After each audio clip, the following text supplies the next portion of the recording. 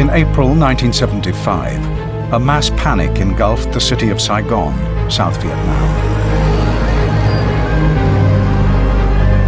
But there were people running everywhere. It's like when you panic, you don't think straight anymore. Like ants, they were running all over the place in every direction you could think of.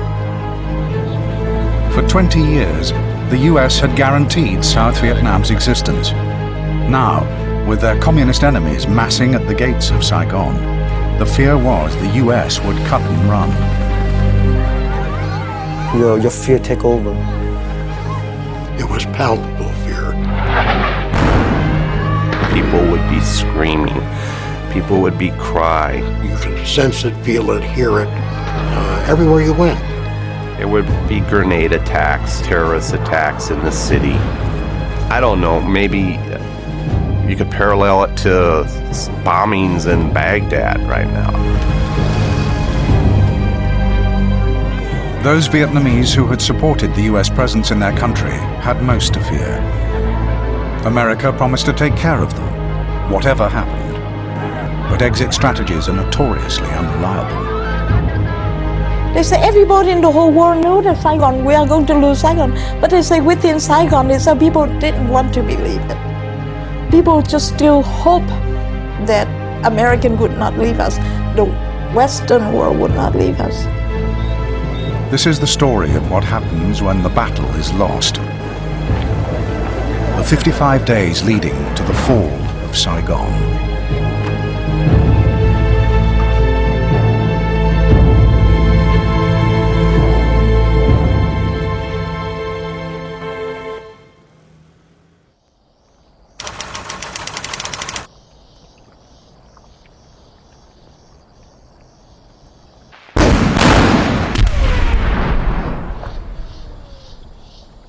At the end of 1974, the Communist North Vietnamese Army launched an attack on the Republic of South Vietnam. An uneasy truce that had held for nearly 2 years was over. It was the opening gambit in the North's plan for final victory, a campaign to unify the country once and for all. For 20 years, Vietnam had been one of the chief battlegrounds of the Cold War. It was divided into Communist North and US-backed South.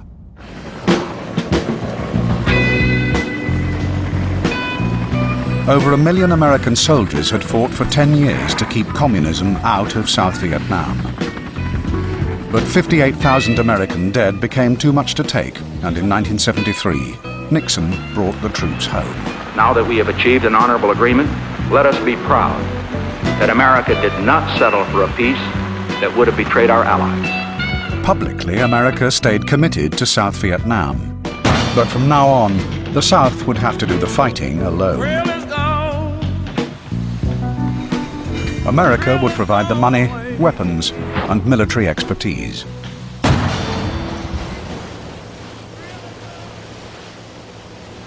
It took the North Vietnamese less than 3 weeks to take the entire province of Phu Long. Encouraged, the northern commanders now began to plan their assault on the ultimate prize, Saigon.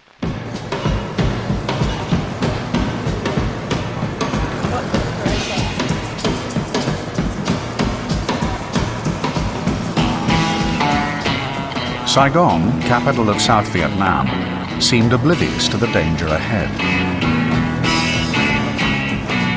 Despite the war, the city had been spared any real fighting for 8 years. For those Americans still stationed there at the beginning of 1975, it represented freedom and good times. It was fun. We lived like a rich man in a poor country. We made maybe $400 a month, and just to compare that with the Vietnamese, the average Vietnamese secretary would make $30 a month. The average Vietnamese general would make $100 a month. So we were considered very rich. We could have anything we wanted when we were over there. Kind of spoiled us in a way. But it was a lot of fun for a 20, 21-year-old. Marine Sergeant Doug Potratz arrived in Vietnam in 1974 to be an embassy guard. He got together with a local girl, Wah, who had a 3-year-old daughter. You could get a lot of different girls, not just bar girls. There's a lot of girls that were secretaries and worked for different embassies and stuff that you got to know. It's just a matter of money, I guess. And they looked at you as security or maybe a route back to the United States.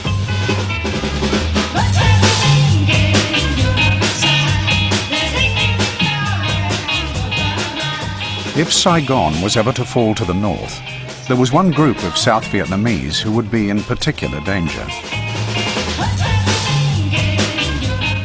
Many in Saigon had adopted the American way of life.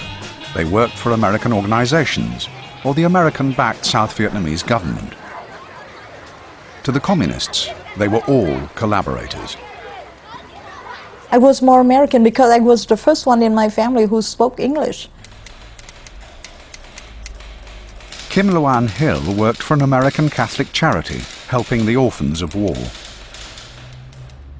The American occupation had given her opportunities denied to most middle-class Vietnamese girls.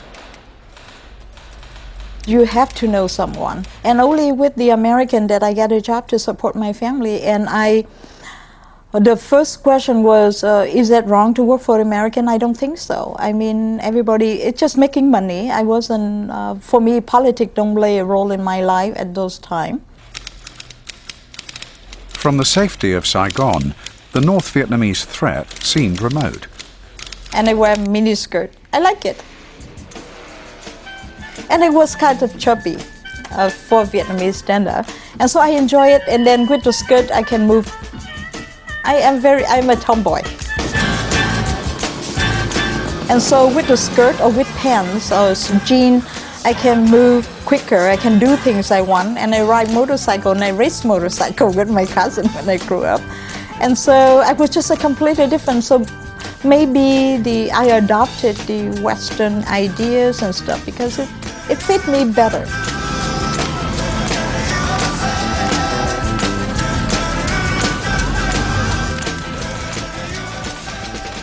So we are the new group of people that American culture created. I hate to say that, but I'm not ashamed of it. American forces may have left South Vietnam, but American money was still the key to the country's survival. At the heart of Saigon was the center of American power, the U.S. Embassy. The Americans were an enormous presence, even with the troops withdrawn. We were a huge embassy. Just about every faction of the U.S. government that had a stake in foreign affairs was involved in the embassy, one way or the other out there. The embassy was led by Ambassador Graham Martin. A career diplomat, he had previously been ambassador in Bangkok and Rome. Saigon was to be his last post before retirement. He was tough, he was brilliant, indefatigable, he was total control, wanted it, got it, knew how to use it. Ambassador Martin certainly had a very incisive, penetrating intellect. Graham Martin could go to the heart of any question or an issue very, very quickly. On the other hand, you know, there were those of us, I'm one of them, who thought there was a devious quality to him. Martin went to Vietnam with a mission. He would do everything in his power to ensure that South Vietnam would never fall. He told me that he was going to go to Vietnam and he did not intend to give the country away to the communists, and that's a view that I could strongly share with him. It was a hardline embassy. Graham Martin had surrounded himself with people who thought as he did, were true believers in the sense that they were doing the right thing, the country had a chance, and that it was U.S. responsibility to see to it that the country got every additional chance that could be given. It was an emotional/intellectual belief system that believed that we could rebuild a democracy there. Not rebuild, build a democracy there. Martin's hopes for South Vietnam rested on its president, Nguyen Van Thieu. Thieus army was desperately in need of continued US aid if it was to resist an attack from the north.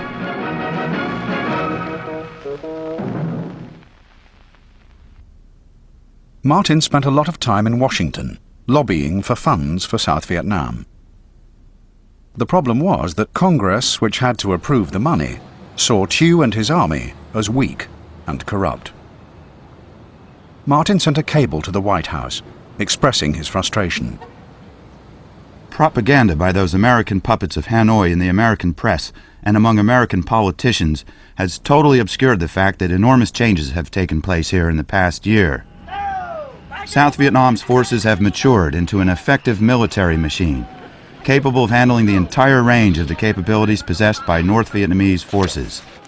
Washington is where the trouble is, not Vietnam.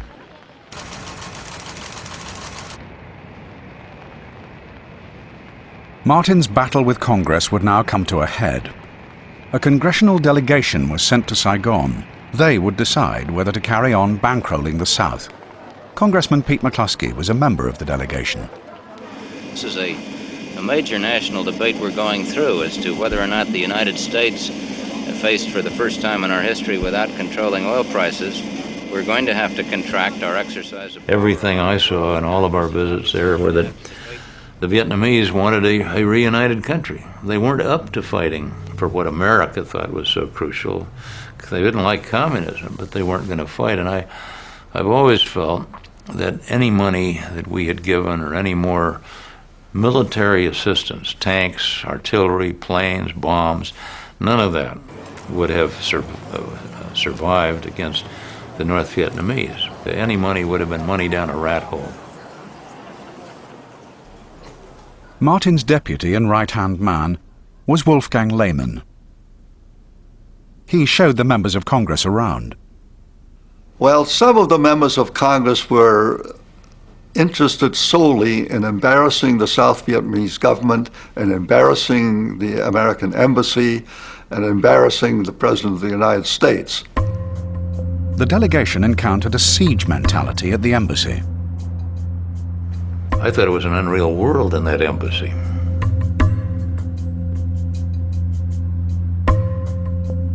Magnetized by the ambassador's leadership or the demands on his part that they all tell the same story, you had an embassy that was cowed into accepting this sense of unreality.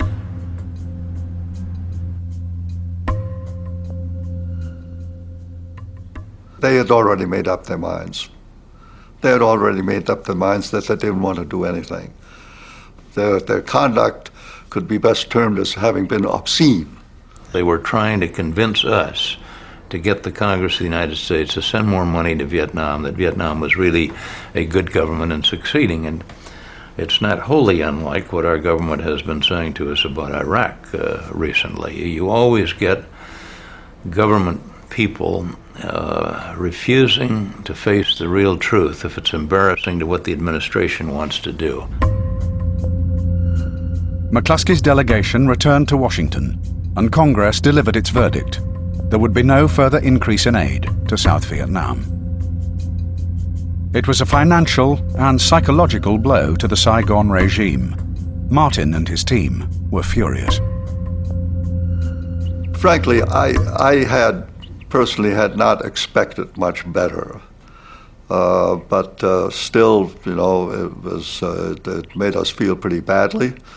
And it certainly demoralized the South Vietnamese.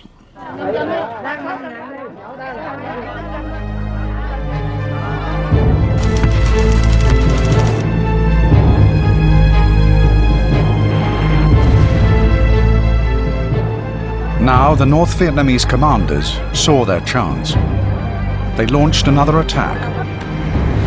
This time, they planned to go all the way to Saigon.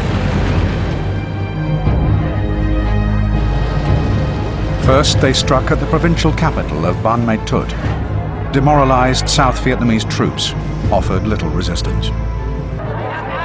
To head off further defeat on the battlefield, Tuy gambled. He ordered his troops to abandon the Central Highlands. He was giving up 6 provinces to the North Vietnamese without a shot being fired. His calculation was he could use the troops to reinforce the defense of Saigon. It was far from being a glorious moment. This armoured spearhead of officers, men and their families had abandoned the rest of the convoy of 150,000 civilians. They were supposed to lead Convoy Bravo 7 to safety, but the plan was ignored when the communist forces blockaded the road 15 miles from here. It was certainly not a case of women and children first, gallant soldiers last. Martin's confidence in the South Vietnamese army was not borne out. Army officers were the first to run, followed by their men, and finally, tens of thousands of civilians. Many of them were killed in North Vietnamese ambushes along what was to become known as the Convoy of Tears.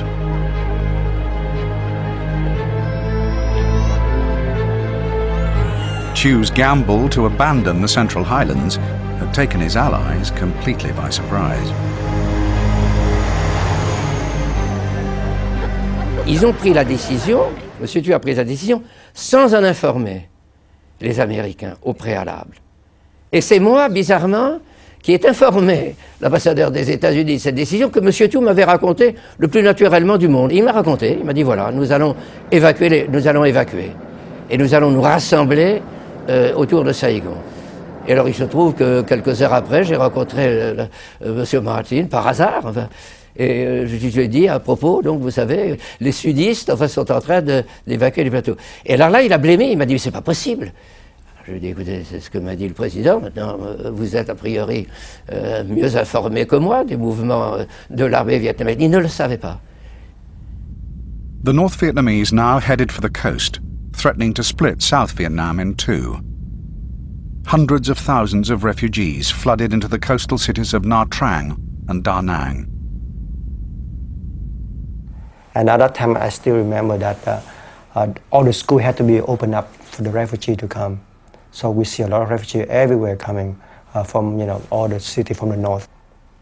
Long's family were anti-communist Catholics who had once lived in the north. They brought their children up with tales of communist horrors. What I worry most is that they're going to kill my parents because they escaped the north. And then they kill me because I'm their family. I would fear that they would burn down all the church and all of my school because, we're not communist. The most extreme case is that they would bury you to the neck and they would kill you after that.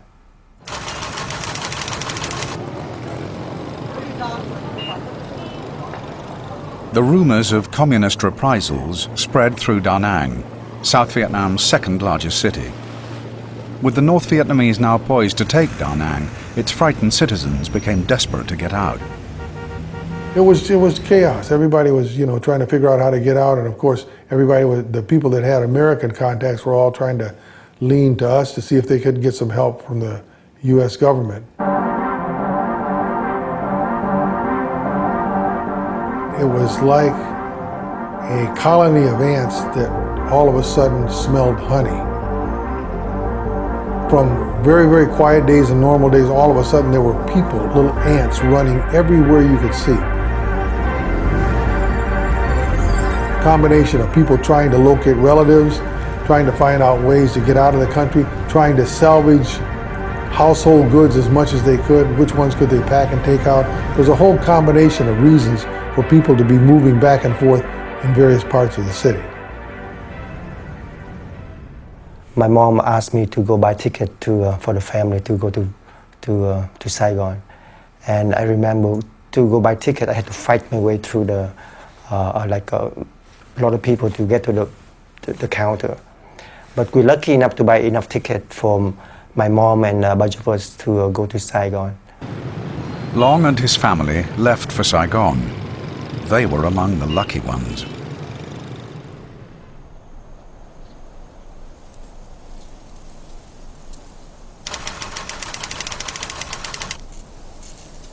By the end of March, North Vietnamese troops had surrounded Da Nang. All commercial flights out of the city had stopped. Refugees were thought to be hiding at the airport. A mercy mission was sent from Saigon in the hope of rescuing women and children. Those on board had no idea what they were flying into. It was deserted. The entire base was like a ghost airport. It was the weirdest, and that's a really busy airport. And there was just nobody. And then suddenly out of the revetments where they stored military aircraft came thousands. I mean, it was like a horde of ants or bees coming out of a beehive.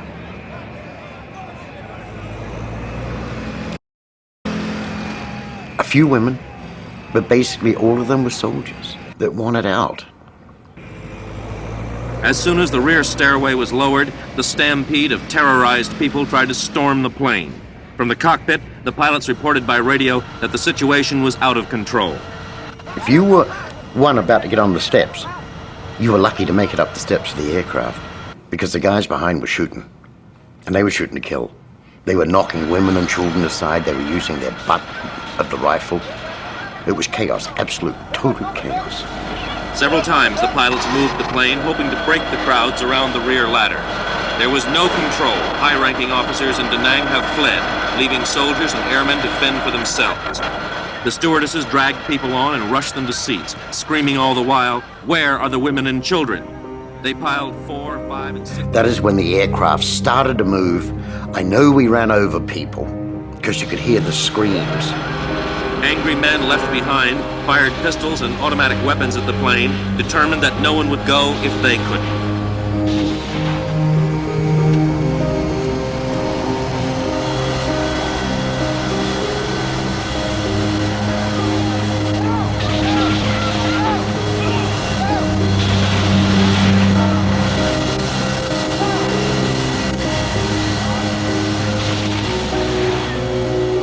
As the plane strained laboriously into the air, people were still clinging to the wheels and the rear stairs. 7 men fell off as the plane reached heights of 1,000 feet or more. And I remember this woman, she went off first, and she actually waved to us. It was bizarre.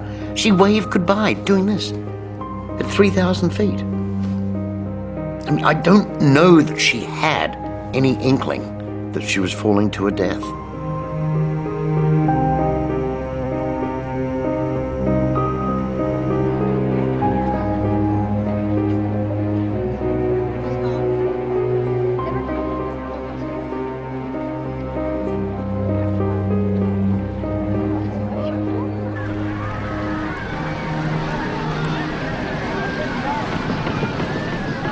With the airport closed, the docks now became crowded with Vietnamese civilians trying to get out.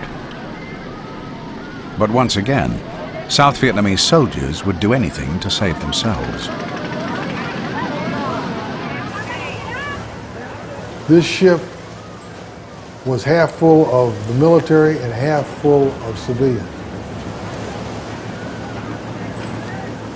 The military were afraid that scattered among the civilians were Viet Cong. So what the military were doing, they were going and they were rounding up all of the young Vietnamese, and they were, in some cases, making them jump over the side of the boat. And in some cases, they shot some of them. The Vietnamese were totally out of control. Our military people were totally out of control.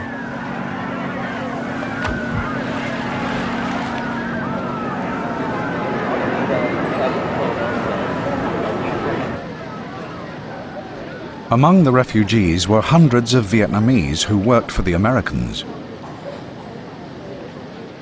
It was they who were in the greatest danger if captured by the North Vietnamese. I was the only American left, and I was at the evacuation point with all of these people. So we had all of the aid people that had not been evacuated assembled in a hotel, and it was my job to try and find some kind of transportation to have those people evacuated. I remember that our big boss came in on a helicopter, and the helicopter landed in front of the place where these people were assembled. But I was told to walk to him very slowly, shake his hand, and get on the helicopter, and don't look back, and don't say another word. And I of course balked, because I was responsible for these Vietnamese that I knew couldn't get on this helicopter. So I got on the helicopter, and as we got on the helicopter, the helicopter immediately started to leave the ground. I felt terrible, because I was responsible for those people, and not only was I responsible, but I personally knew almost all of them from being at the embassy, at the consulate or in Da Nang for so long. And I was really, really upset. But I was told by our biggest boss that to get on the helicopter and don't even look back, just get on the helicopter and don't say anything.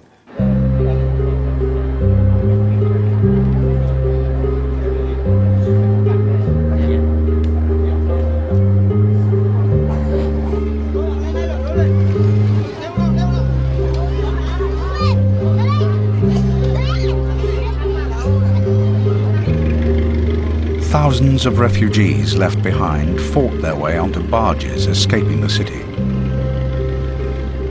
They hoped to reach Saigon, where they thought they would find safety.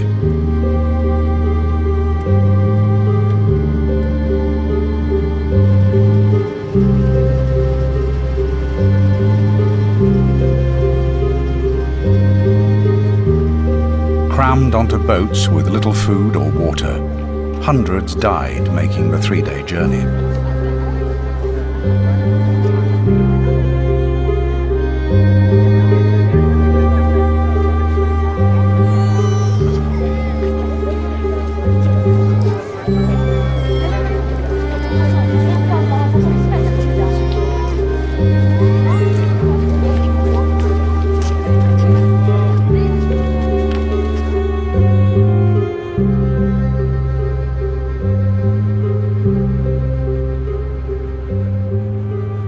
The fall of Da Nang had turned into a human catastrophe.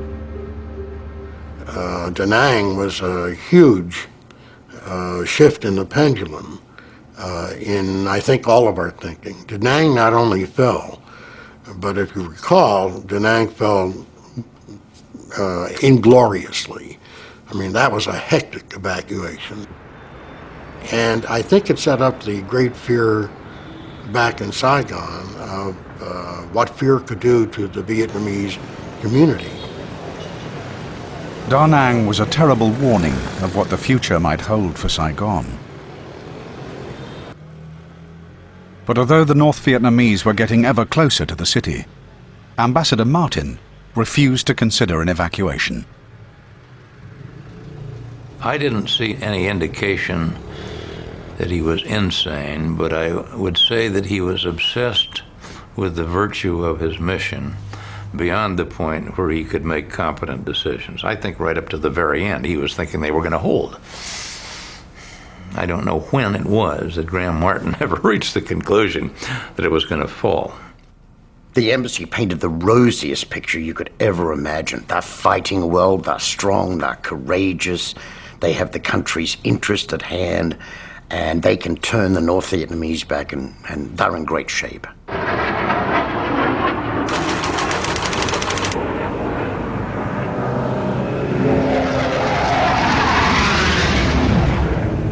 A week after the fall of Da Nang, the war came to Saigon. A South Vietnamese pilot defected. He abandoned his mission in midair and bombed the presidential palace.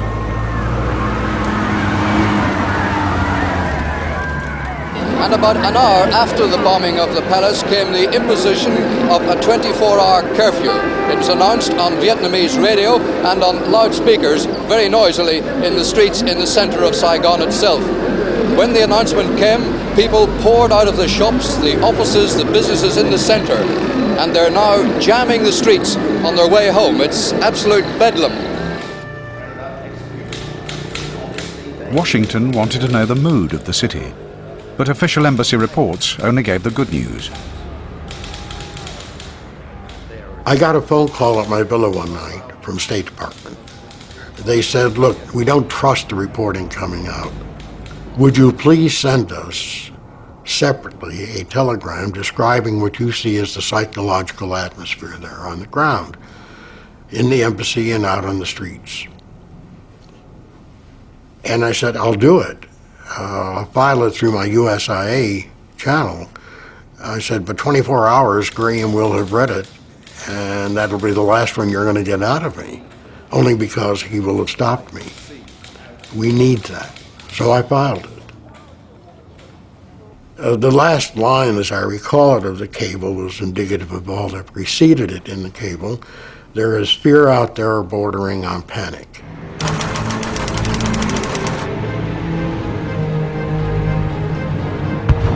Out in the country, the North Vietnamese advance continued to within 30 miles of Saigon. Thousands of refugees came flooding into the city. They brought with them tales of atrocities committed by bloodthirsty communists. The rumors at that time was, okay, they are coming in and they rape, and I heard that there's where rape happen, that they would pull out the fingernails of women that who have their nail painted, and that they would executed people that who work for the Americans.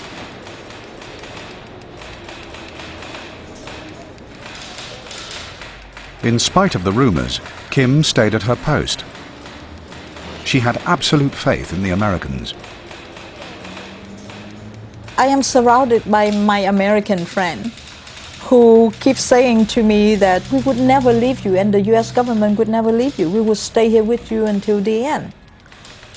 They believed that Saigon would not fall, and if it fall, it would be a long time. But no one ever discussed like the possibility that the American would drop us. I think they're afraid to bring it up to us too, because there was fear that they would cause chaos in their company. People would flee them. All of these, of course, they may be, I didn't know then, but maybe they was under the pressure not to say anything that would cause panic, because they was constantly assuring us, you will leave with us if it happened. But the fall of Saigon won't happen so quickly. The Americans were haunted by the events at Da Nang. If the same panic engulfed Saigon, it would be many times worse. Publicly, the embassy encouraged the view that no Vietnamese need leave Saigon. One of the principal things that we had to do was to avoid doing anything that might create a panic and therefore make it impossible for us to go ahead with evacuating either Americans or, for that matter, Vietnamese. So the governing principle was, yes, do things in time, but do not do them too quickly, not too soon.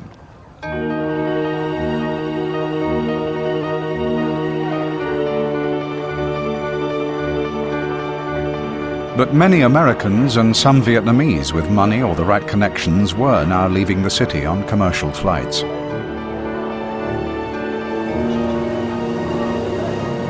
Sensing the Americans might abandon them, fear began to take hold of the streets of Saigon.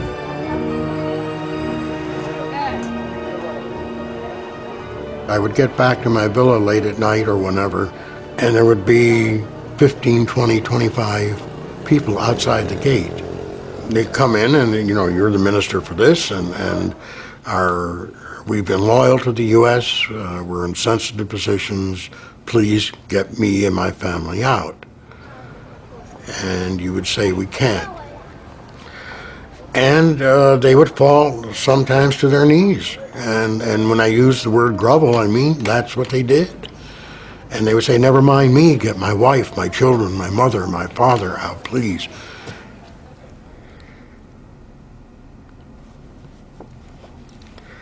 I think it's the worst thing emotionally that I've ever encountered. As an adult, dealing with other adults who thought you were some kind of a power bastion that could save them from one of their worst fears. They saw us as what we were, the power. They knew we were the power behind whatever government was then in office. and the next one and the one after that. They knew that we were the financial providers, if you will, of the economy, and they knew we were powerful. I can think of no other episode during what was for me the worst 9 months of my government career, for a lot of reasons, not just the eventual outcome. I can think of nothing that hit me with the wallop that did.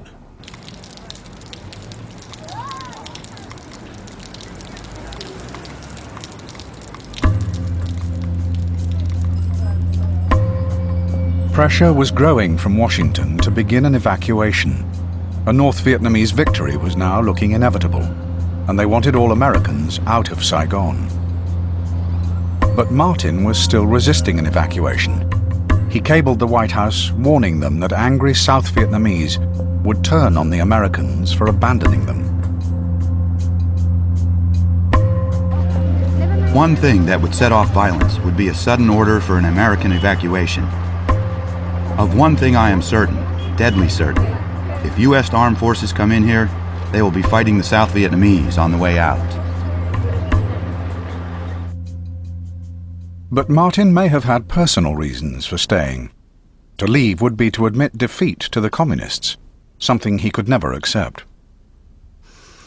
Il avait un fils qui avait été tué pendant la guerre au Vietnam. C'était un élément psychologique très important. Et jusque presque au dernier moment, il a cru que la situation pouvait se renverser, et que les choses pouvaient continuer. Et que finalement, la politique américaine au Vietnam serait un succès. In Saigon, the word on the street was that a communist assault on the city was not far off. The disintegrating South Vietnamese army shored up Saigon's defenses in a desperate attempt to save the city. I have a little bicycle and I get on my bicycle and just ride around the city and just experience the panic of people, running around. Fear and panic are swift-moving emotions. People panicked quickly in other cities like Hue, Da Nang, and Nha Trang. They could panic quickly here if they sensed the North Vietnamese were moving in on Saigon. The difference is, this time, that from Saigon, there is no place left to run. Basically, I cannot think of any way to leave Vietnam. I was 16 and always been sheltered my whole life. My family been taking care of me all this time. And boom, right now they cannot do anything and I feel powerless. C'était une situation très très angoissante parce que Saigon était menacé de deux événements qui pouvaient être tragiques. D'une part, une anarchie complète avec des bandes de pillards qui auraient assassiné les étrangers, qui auraient pillé. Le deuxième danger, c'était la bataille dans Saigon. Parce que il y restait au moins 200 000 ou 300 000 hommes armés dans Saigon même. Ces gens auraient été plus ou moins obligés de se battre. Et les forces nordistes auraient été obligées de les bombarder. Et Saigon est une ville fragile. Et en plus de ça, physiquement, c'est une ville qui grouillait d'enfants. Ça m'avait frappé. Vous voyez des enfants partout, n'est-ce pas? Parce que c'est le climat, les enfants qui jouaient dans la rue. Alors, l'idée qu'il y aurait, dans cette ville surpeuplée, qu'il y aurait des combats, était une idée à faire frémir.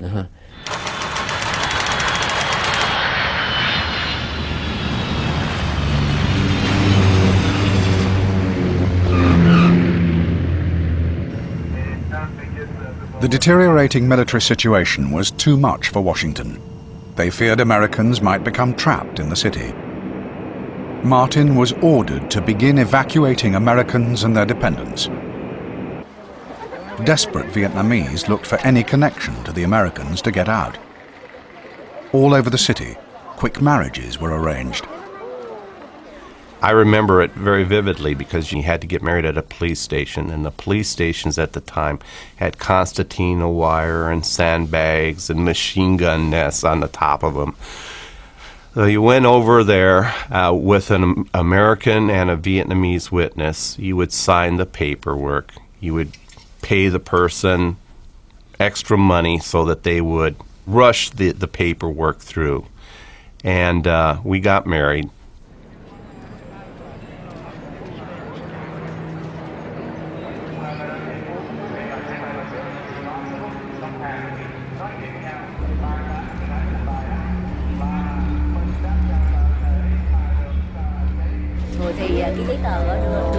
With an airlift now on, the processing center at the airport became inundated with Vietnamese hoping to get out.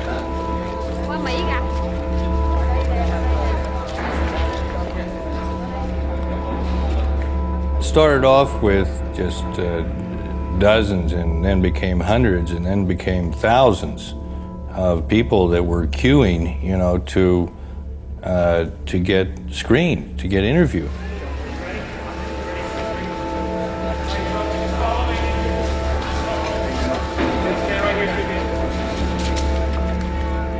It was panicky. The people were apprehensive. The Vietnamese, when we were there, they didn't like to wait in lines very much. So they would push and prod, try to get ahead of the line.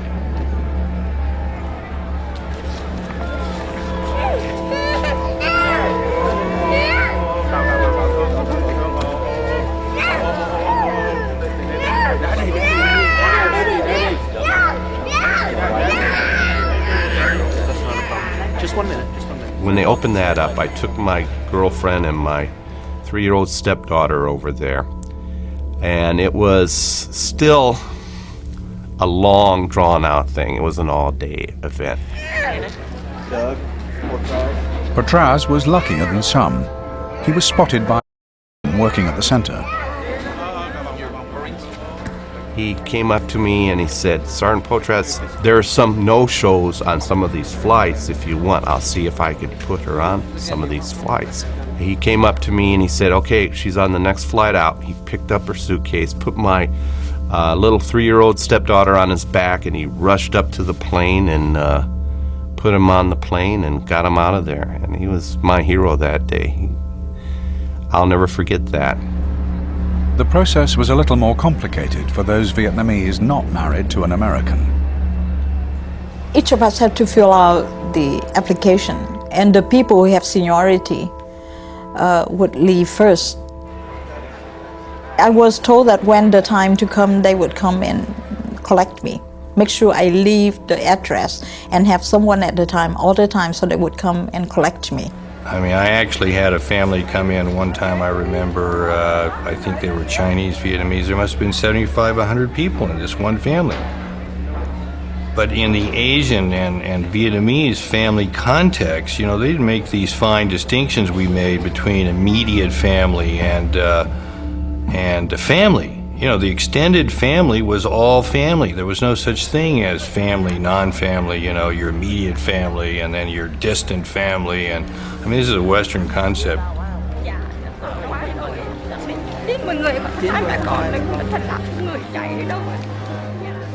I was told I could leave if I would take only 2 younger sister and brother, but I have my family who could just leave your parents, especially in Vietnam, and I was single, so I lived with my parents all my life. I couldn't think of the thought that I would take my 2 youngers and get on the plane and leave Vietnam, not knowing what would happen to my parents, and how could I?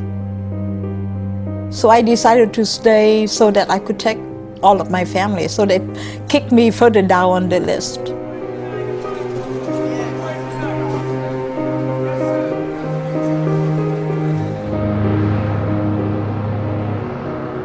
Over the next week, thousands of people were flown out of Saigon. The number of sorties from Saigon to Clark Air Base has soared to 100 a day. It's a 5-hour round trip with the airlift suspended each night. The majority of the evacuees are Americans and their families and dependents. In less than a week, the number of Americans in Vietnam has dropped by more than half to below 3,000.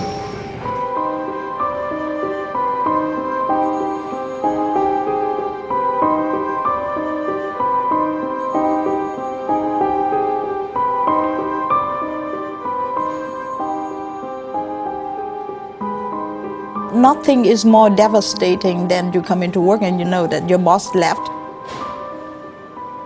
and not even a word to say goodbye to you, to tell you I was leaving. And you felt betrayed. You felt betrayed and you resent that kind of treatment. And then two of my co-workers who were there longer than I am just disappear. And you come in and the desk just empty and you have to support consulting them on some of the paperwork and they disappear and they left already. They left last night and not even a word to say goodbye.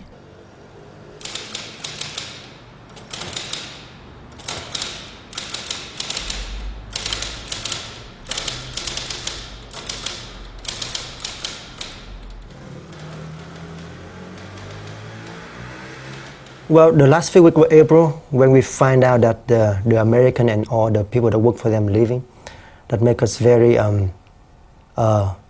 resentful and hate them because we always thought that they were going to fight with us to the very end. And you know, for a lot of us, we do believe them. You know, I mean, why not? At that time, we believe America is the most powerful country in the world. And, you know, they can send people to the moon, you know, why not, you know, beat the communists, and or at least, you know, guarantee that they're not, you know, invading us. And yeah, so there's a sense of very strong sense of resentment toward the American. But under all of this, it's a sense of like, okay, I wish we can go to America, you know, and so it's a very strange feeling for us because we hate them, but yet we want to be like them.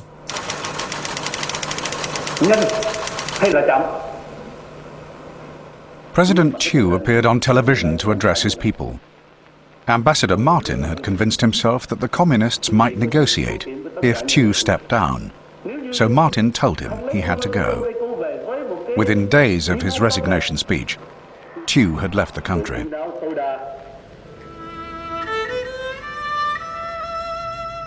Saigon was by now almost completely surrounded. The North Vietnamese were waiting on the edge of the city for fresh supplies for the final assault. Saigon was theirs for the taking.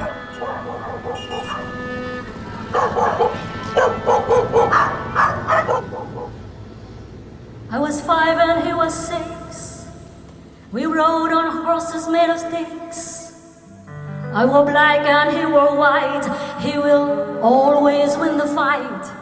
Bang, bang. He shut me down, bang, bang, I hit the ground, bang, bang. At night, the evacuation of Americans and some Vietnamese continued. My baby shut me down.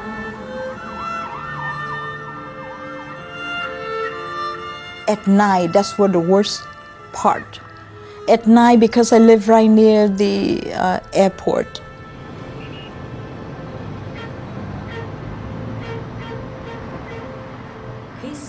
so I could hear the truck or the bus transporting people who was about to evacuate from Saigon, because they would not move those people during the day, fearing that they would cause chaos in the city. And I could hear the plane taking off, and deep down inside me, it was, it just so, the despair was so great that I cried at night. I cry a lot at night.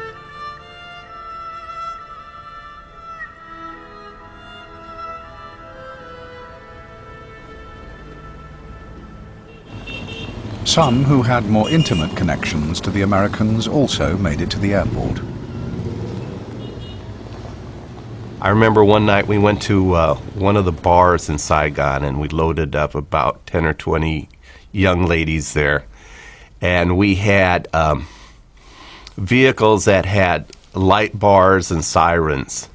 And we had what we called a war wagon. And we drove up in the dead of the curfew in Tudo Street, opened up the doors, put the girls in, ran lights and sirens, and went right through the gates at Tan Son Nhut, and nobody stopped us.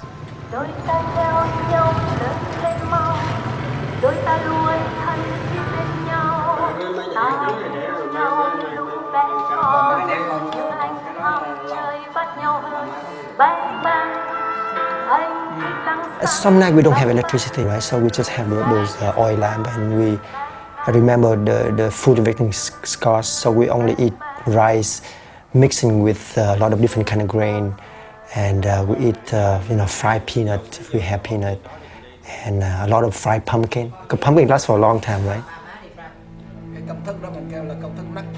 The whole family huddled around, and they had this little oil lamp. It's all dark, and we eat our dinner, and we talk, and we get scared. We pray.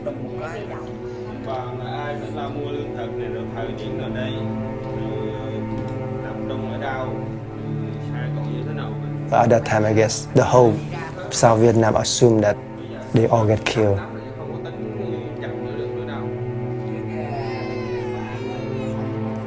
The sense of fear is overwhelming everywhere. We talk about, who get to go, who get to stay. So, yeah, for me, I'm thinking about, go to America many times. I wish I can go. For me at that time, I guess it's a safest place on earth that you can go to. Not only that, it's a place that you can do whatever you want to do. Just the picture, the image of America is like heaven. Yeah.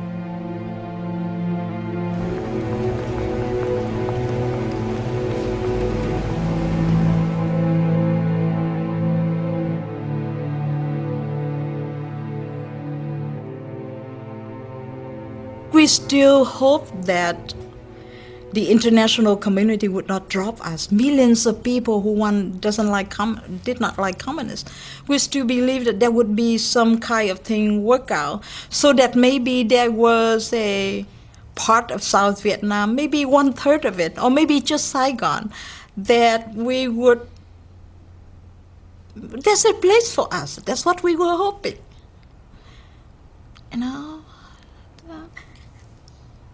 A place for us to live.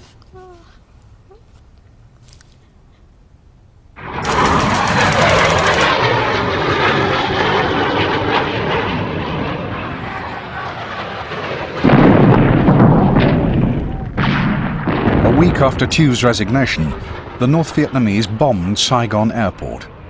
They were sending a message to the Americans. It's time to leave. South Vietnam's Air Force panicked. Their pilots fled, littering the runway with discarded bombs. With the runway unusable, the fixed-wing airlift had to stop.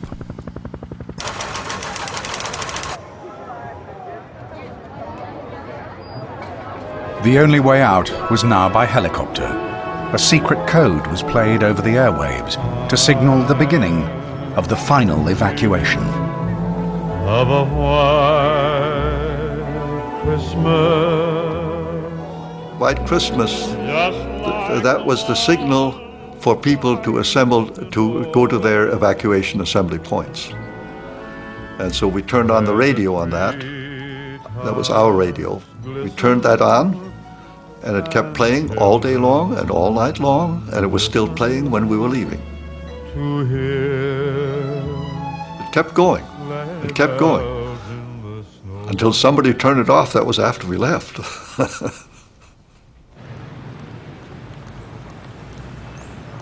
Key American personnel were summoned to the embassy. When I got to the embassy, I recognized the signs of what must have been evacuation planning. Safes were being blown, papers were being burned. So I walked in, I think it was to Wolf's office, and asked what was going on, and I was told we were evacuating. It was a pretty rapidly unfolding scene. I mean, You know, in some ways it's like watching television. You're sitting at an embassy window watching Augmented Marine Squad coming in on a helicopter.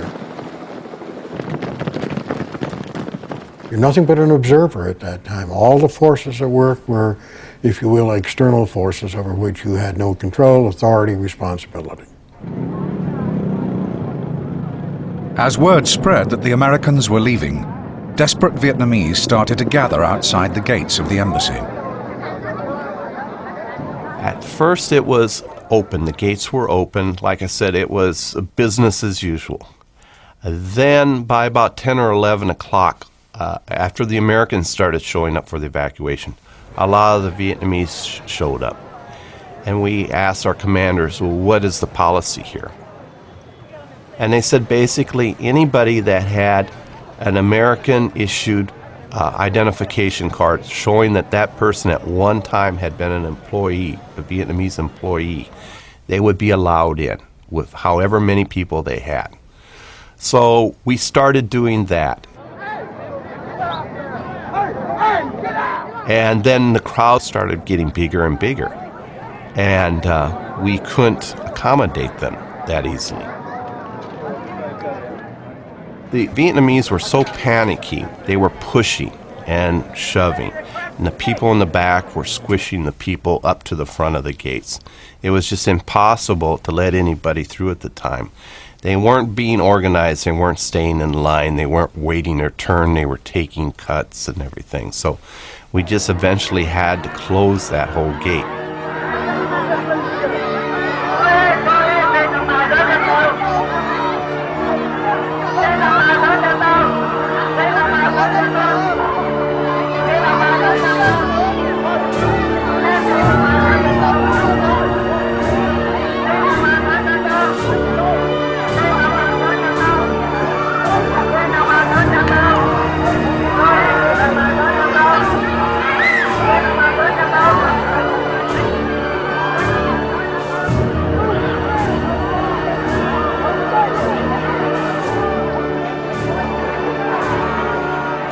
"800 Americans and thousands of their Vietnamese staff and their families were still in the city.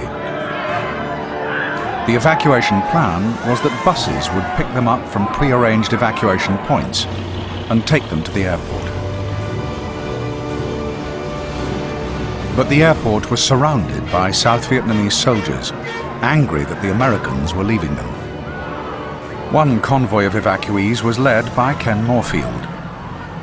I got back out to the air base, and then I was confronted by the guards. And there was an officer in charge of the guards.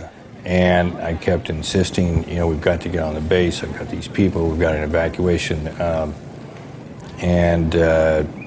He was adamant that we were not going to get on the base, that he had orders that no one was to get on the base. And so finally he got sufficiently angered that he pulled out his pistol and cocked it and pointed at my forehead, and I said, ooh, okay.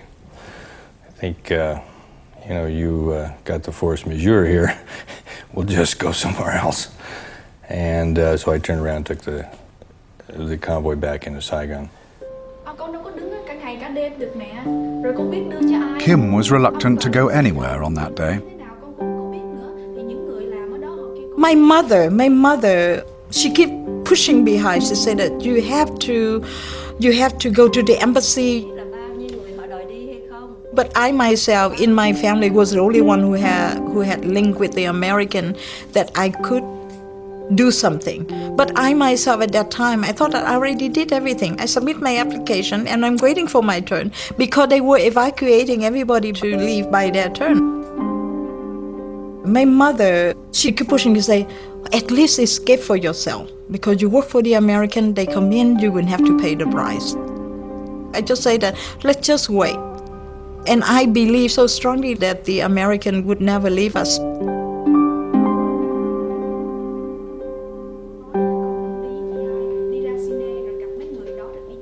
And that's what the worst part, waiting for it to happen.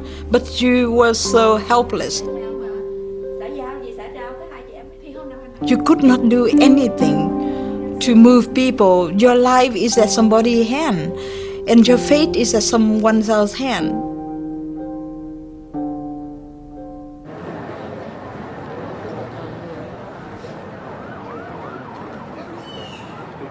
All over the city were Vietnamese who worked for the Americans. They had done as they were told and gathered at the evacuation points. Now they waited for the Americans to do their part. 200 of them had gathered at the US Information Agency, which was headed by Alan Carter. The next thought was, how do we get them out? The next thought was, get a bus to them if possible. And I remember talking to somebody at Mission Morden who was saying, Alan, we're running out of resources. We have nothing to, less and less to work with. The Vietnamese drivers were fleeing, deserting the buses. Other buses were simply breaking down. I realized this was not going to happen. Nobody was going to get over there. I finally got on the phone with one of them and said, the best thing to do, get out of the compound in small groups, 2s and 3s. Get over to my villa, which is closer to the embassy, and which would presumably not be surrounded at that point.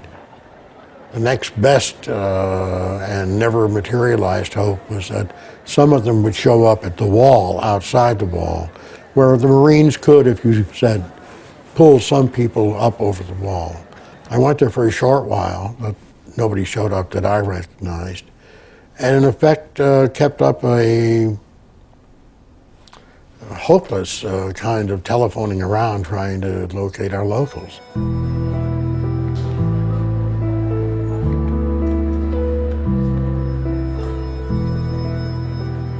What does it feel like to be abandoned when you're scared to death of what's going to happen the next day when the feared North Vietnamese are going to be there? And to have your American power base disappear without getting you the hell out of there. It's a personal disaster for all of them.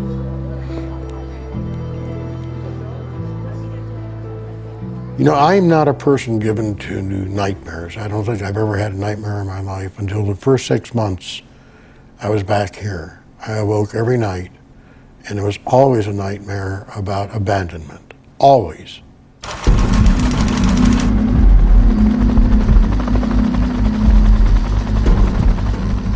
With the airport surrounded by hostile South Vietnamese soldiers, the only option was to evacuate from the embassy itself. Chinook helicopters began arriving at the embassy to evacuate the 2,000 people who had gathered there.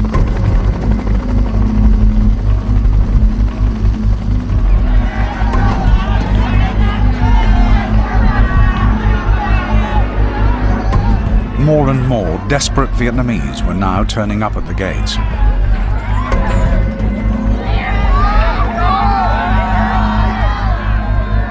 When we get to the embassy, we have like a block of people from the fence all the way out. So we're way out here, not even next to the fence. So we wait there for the whole day. Basically, just look up the roof the whole day like that.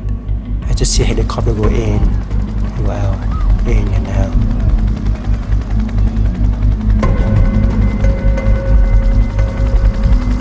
Occasionally we look at the gate, we see people like climb up the gate and then get kicked down again and try to get up again. Now sometimes we see people with the paper fighting their way through the crowd. We wish we had those people with the paper, right?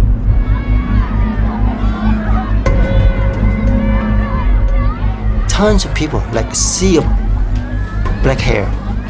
We just like, standing shoulder to shoulder. Sometimes, just do the shove and then we all kind of, go to one direction to the next. Almost like a rock concert. People stay that close together.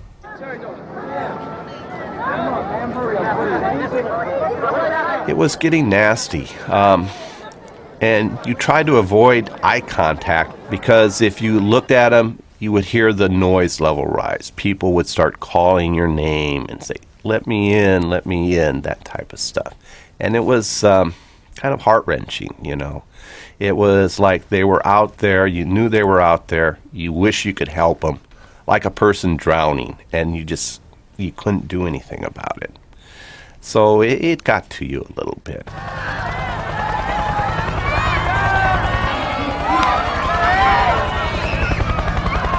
In the meantime, helicopters go back and forth, and people just panicking. This is the one hope. It's one spot that they know that somebody escaped, and everybody in that big crowd wish that they are that somebody that getting, rescued.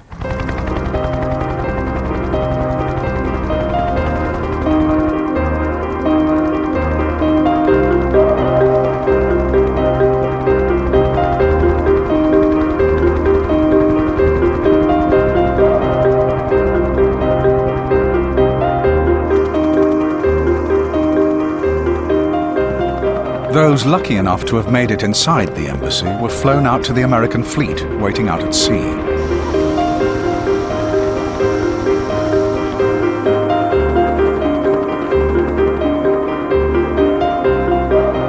Desperate South Vietnamese Air Force pilots also headed out there.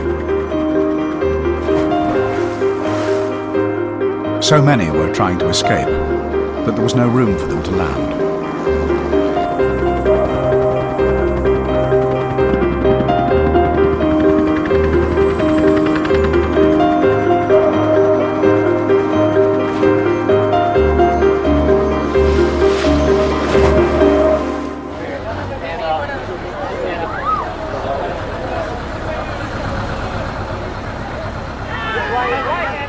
In the city, busloads of evacuees were now trying to make it to the embassy, but many of them were stuck in the chaos of Saigon.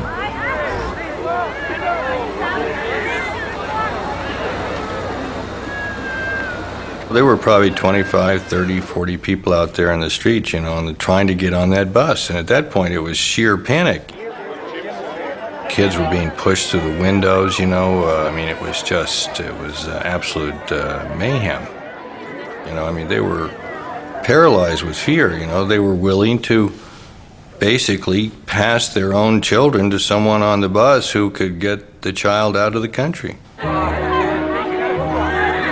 it easy now, one at a time, no problem. You'll get it. Come on, gents, let's move it. Trapped in the middle of the city, Moorfield decided to call the embassy to ask where he should go. One at a time. He went into a nearby building, only to find hundreds more evacuees waiting to be picked up.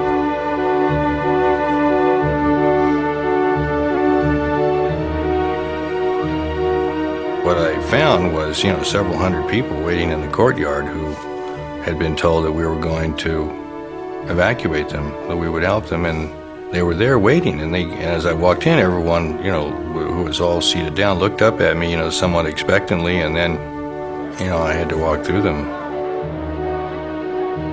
I think they became aware that I was not looking like I was there to help them.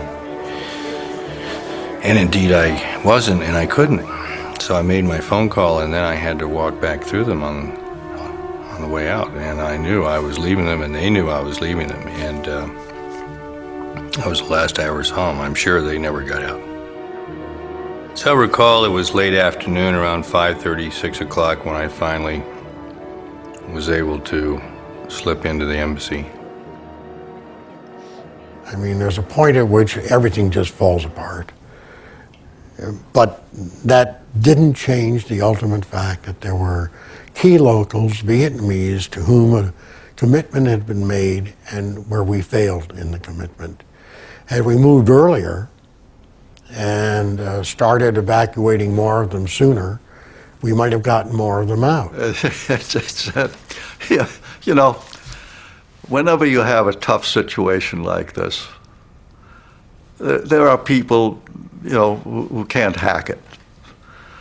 And this criticism, it's all too late, is a bunch of nonsense. I don't feel vindictive about what happened in the last few hours. Chaos is chaos, and there's not much you can do about it. But everything leading up to the chaos is where my anger still surfaces about it, and my feelings about it. because much more should have been done by then. If we did anything that would create a panic, then we wouldn't have been able to do any of that. So I totally reject that criticism. I think even most of those who made it at the time don't make it anymore. If they still do, they're utterly mistaken. They understand nothing.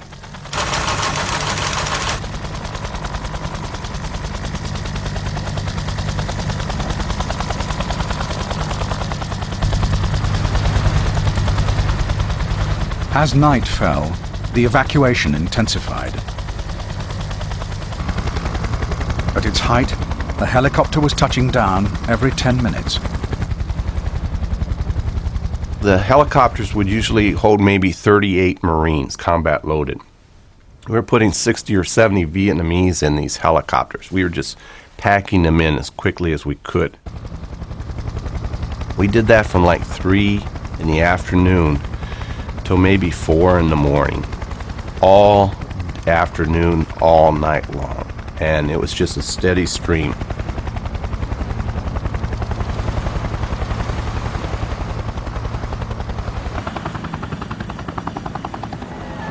There were a lot of panicky people, and we were trying to keep them calm, trying to assure them that, yes, there was a steady stream of helicopters coming. Eventually you would get in line, and eventually you would get out. You just had to be a little patient.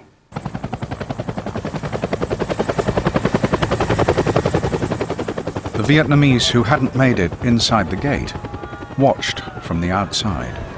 We were hoping for a miracle, that they would open all the gate and a big chopper would come down and pick everyone up. Which kind of foolish. Anybody in a clear mind would see that right away. But at that time, like I tell you, we all live in panic, so we don't see that.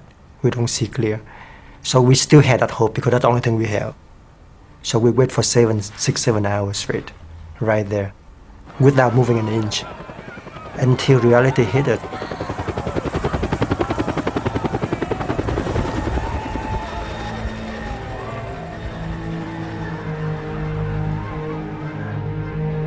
Realizing he was never going to make it into the embassy, Long made his way home through the streets of Saigon.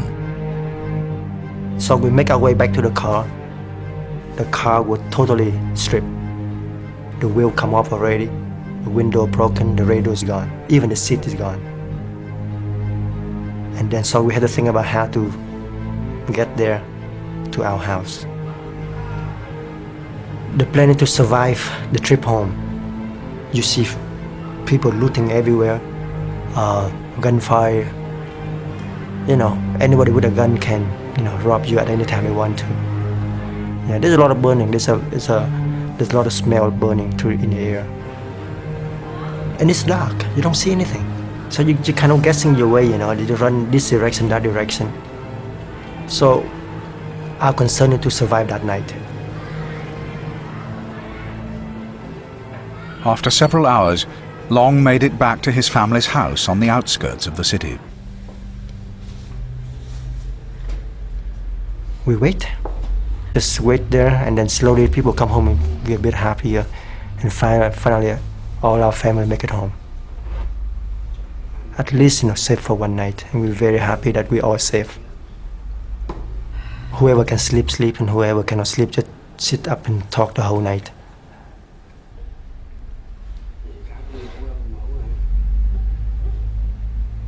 And lucky for us, we still have some rice and some pumpkin and some peanut. Yeah. We're one of the lucky family. We still have food.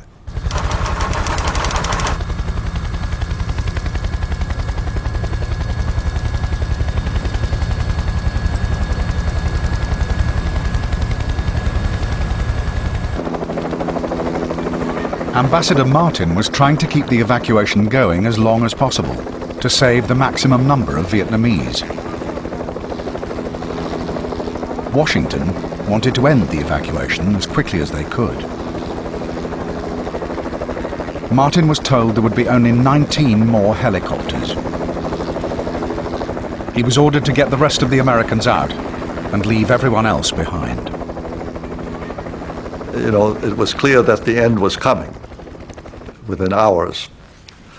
So at 4 o'clock in the morning, the ambassador and I went to the communications station in the embassy, and we wrote right there, and the communicator was typing out the message on the machine, sent our last message, which said, plan to close embassy at about 4:30 local time. Due to the necessity to destroy the communications gear, this will be the last message from Embassy Saigon.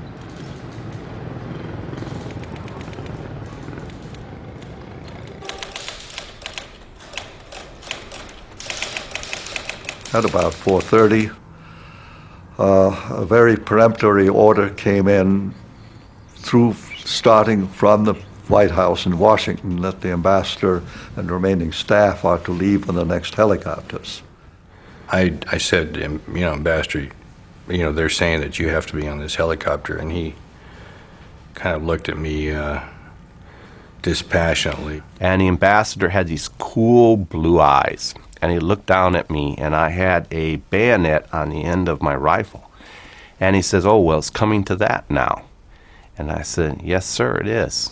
And he was just very cool and very quiet.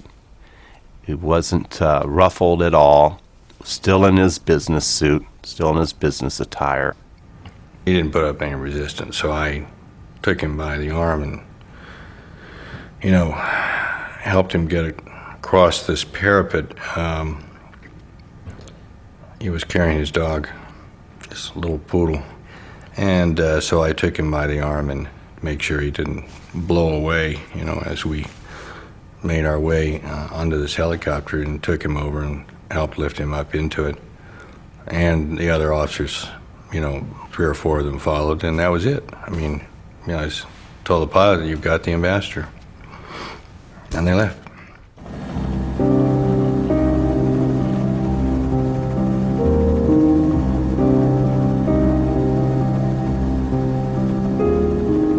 All the American civilians were now out.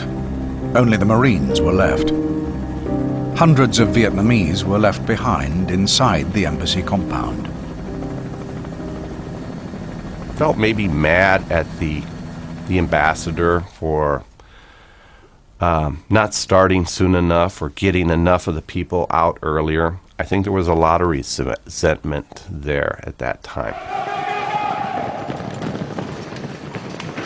With the ambassador gone, the Marines headed for the roof, from where they would be picked up by helicopter. They were followed by desperate Vietnamese, still hoping to be taken out. We barricaded the building on the first floor, and there were gates on every floor of the stairwell. We locked all of the stairwells. Well, in about 5 minutes, some of the Vietnamese had broken through the doors. They had taken one of the fire trucks that we had there at night. They took those vehicles and they smashed through the doors of the embassy.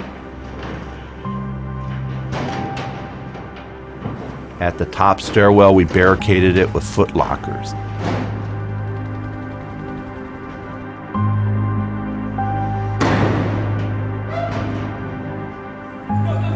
And then every once in a while, we would throw a little can of CS gas or something to try to clear the stairwell. And we just kept that barricaded up. Some of the people in the stairwells were crying for us. They were holding their hands up and like praying to us to let them in, and we just couldn't let them in. There just wasn't any room for them.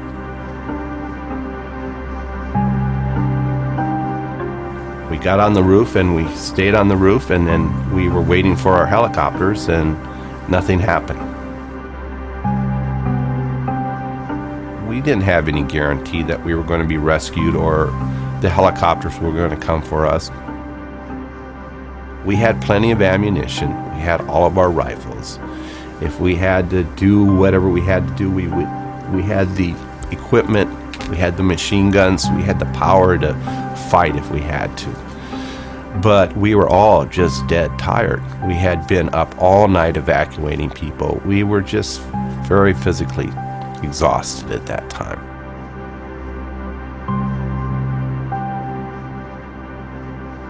We sat there for about 2 hours, and then the sun started coming up. It got eerily quiet, very, very quiet. It was like a quiet before a storm.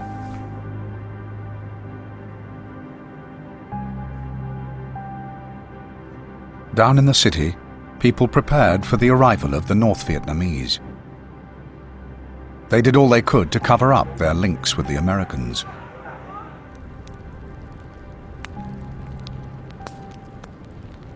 My mother, she went into my room. She goes through all of my belongings, clothing, suitcase, and pictures. She took them out and burned them. She burned anything that have the labels in English. All of the pictures that I wear miniskirt in the 60s and the 70s. She burned them all. My high heels, she burned.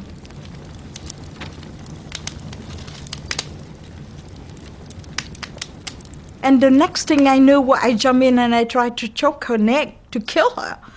And I say, Mommy, Mommy, this is mine. This is my clothes, what I'm going to wear. And this is mine because those are mine. Those are my identity. Those are my past. It's me. She burned and she kept crying. She say, they will come in, they find these things, they will kill you. They will kill you. I have to destroy them. And here I am choking her to death to stop her. It's just reactionary, and I hated her. I hated her until the day I left Vietnam. I didn't even talk to her.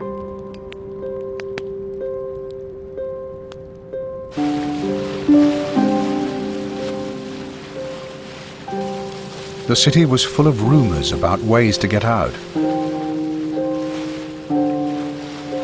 Thousands gathered at the docks in a frantic final bid to escape before the arrival of the North Vietnamese. We get to the boat, get on the plank that connect to the boat, and we climb up from the ground to the boat. And the boat getting very crowded. And we find out that the boat actually cannot move because the engine not working. But we're not gonna give up. We stay there anyway. And someone actually take the plank off the boat, so nobody else can get on the boat. So people still try to get on the boat by throwing rope over or swim over and climb up. And then we wait on the boat until something happens. We're just hoping that they can fix the boat. The Marines had now been waiting for 2 hours on the roof of the embassy for their helicopters to arrive. All they could do was watch the chaos below.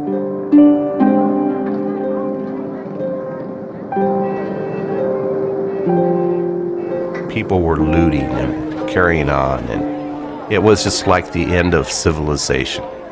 It was a free-for-all. To see people that had been in an organized society literally driving away American vehicles and looting American buildings and taking American furniture and running through the streets. I had never experienced that before.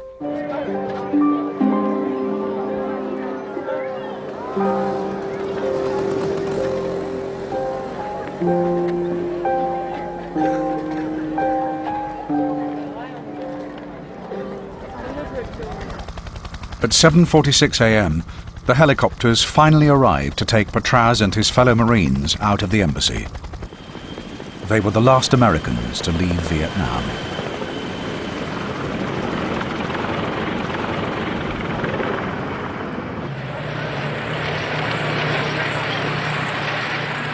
Three hours later, the North Vietnamese troops rolled into the heart of the city. The most lurid rumors about these troops turned out to be false. They didn't pull women's fingernails out or bury people up to their necks. But they did send thousands of South Vietnamese who had worked with the Americans to re-education camps.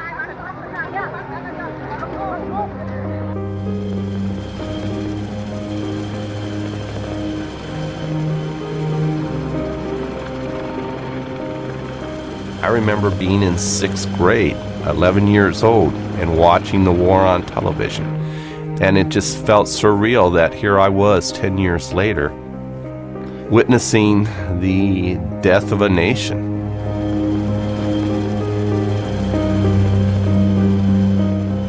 My own feeling of that was a mix. It was a mix of sadness and a good deal of anger that we, the United States, had come this road and ended out our Vietnam commitment and engagement in this way.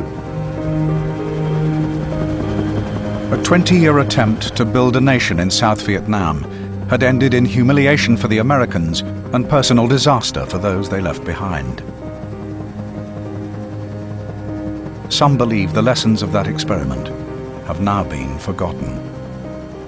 Trying to grow a democracy in the midst of chaos and in the context of an historical culture and society is as foolish now as it was then. So there's an American messianic quality at work again, as it was then. It leads us to believe that we can go around creating our own image, recreating our own image. I'm, as you can tell, highly cynical about that. After 3 days at sea, Long and the others on his boat were picked up by a cargo ship. He eventually made it to the US. It was another 11 years before he was reunited with his family. If someone give me a pill for me to forget all of this, I won't take it. Because I guess, you don't like the experience when you're in it, but after you survive it, after you experience the experience, it gives you so much. Kim was arrested for collaborating with the Americans and spent 2 years in a re-education camp. On her release, she bought a small boat and escaped Vietnam on her own, also ending up in America. She was never to see her mother again. I felt I was betrayed. I felt that they left me to die, as I left me in my country to die. That's how I felt it. It was not only betrayed, I felt betrayed, but I felt in anger. The anger that was so great that I still feel it today. I still feel it today.